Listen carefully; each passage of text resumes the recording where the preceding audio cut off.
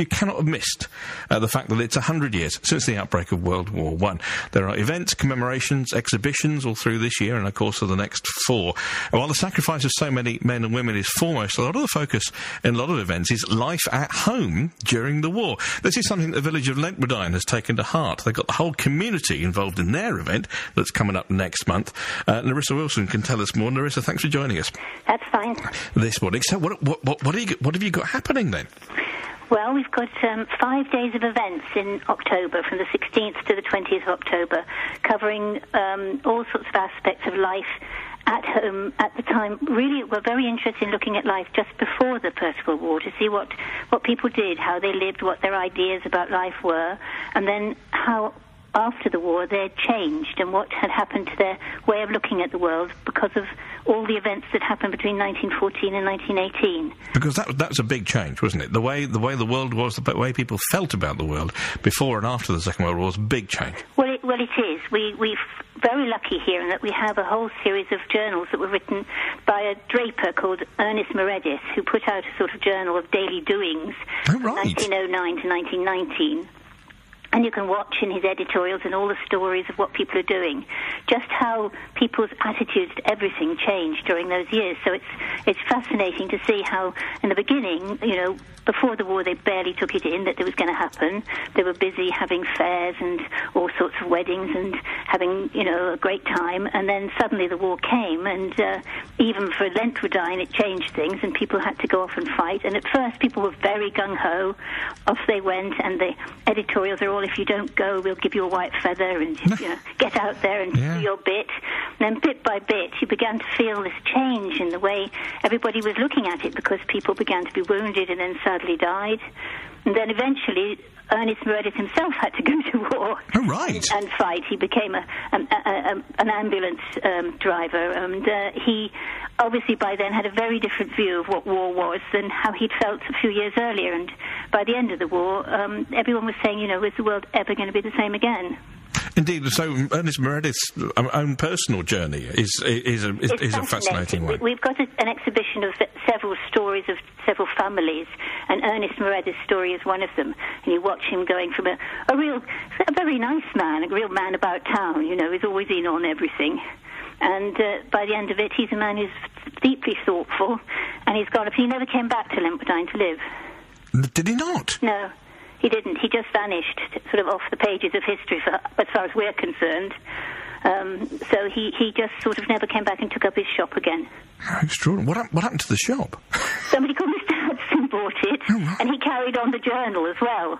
He was very good. He carried it on. He wasn't nearly as good a writer or nearly as in on everything as Ernest Meredith had been, but he did his best. And at the end, he wrote a very, very moving little piece about how we must all pick up our pieces and get on and sort of thank God that we're all here. And then the journal ended, and he just carried on. His sons carried on the shop for generations to come. Of course, in 1914, in the little villages on the borderlands of Herefordshire and Shropshire, anywhere where this was going on, Sarajevo, where the assassination of Franz Ferdinand took place, the fields of France and Belgium, they would have felt a very long way away. Completely unknown to everybody. The only kind of foreign lands anybody knew about were those in Africa, where the missionaries were going. There was a lot of collecting of money and sending of clothes and, interest in Africa, because the missionaries came back and told their stories. But apart from that, the rest of the world was just, it didn't exist for them. And then suddenly off they were sent, I think, thinking this is going to be a great adventure. And we know how it turned out.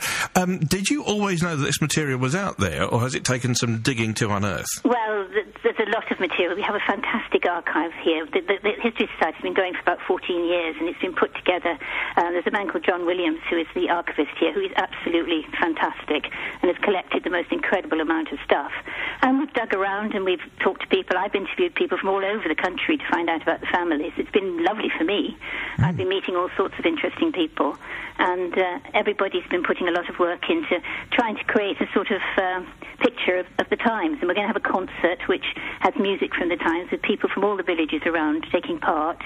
Very lucky we've got a wonderful violinist called Tom Bowes who's going to finish it off with Lark Ascending, which I think will just about finish everybody off. Oh, yeah, I reckon so. Yeah, and we've got the youth group who are doing been doing a lot of research into food to find out what everybody ate at that time, and we had a cookery demonstration so that they had to eat things like pig's trotters and rabbit pudding, which they did just.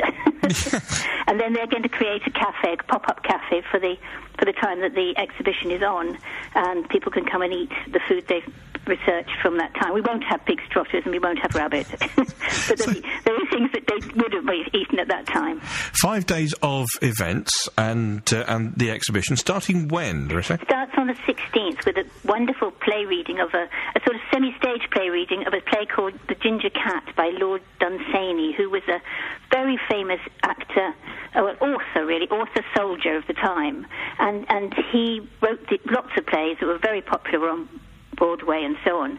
This play was put on just as the World War started, and because it was frivolous, they took it off. They never let it actually open, and it's never been performed until now. So we're very excited because the grandson's widow has given us the chance to do it. She said we don't have to pay rights or anything. She's just being very generous and letting us do it. So it'll be the first time anyone can ever hear the comedy The Ginger Cat. And that's the Thursday evening, and then on the Friday the exhibition opens, and the school children have got part in that too. They'll be singing in the afternoon. And so it goes on with poetry readings and diary readings and all sorts of games for the children outside, and let's hope it doesn't rain. Yes.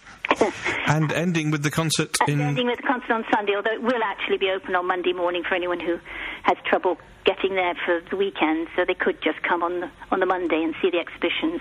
There are two exhibitions actually. One is the story of all the people, and the other is one of letters and diaries home from the front and memorabilia. And we have a local guy called Edward Harley, and the Harleys had a big estate, and his grandfather went to war, and we were able to get some of his letters home to his fiancée, which came accompanied by an envelope full of negatives.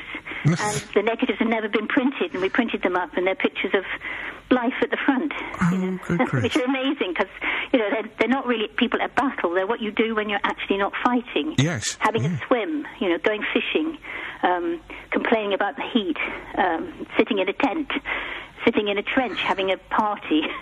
They're wonderful pictures. So it all starts on the 16th of October. Yeah, it does. For 5 days, centred around the community centre in Leintwardine, but other events going on around the village. Nerissa, thank you very much for telling us about it. It sounds absolutely inspirational, really interesting. Oh, it's a pleasure. That is, Nerissa, thank you. That's Nerissa Wilson, Chair of the Leintwardine History Society. If you search online for Leintwardine History Society, the whole calendar of the 5 days worth is online at their website, and a whole bunch of really interesting pictures too.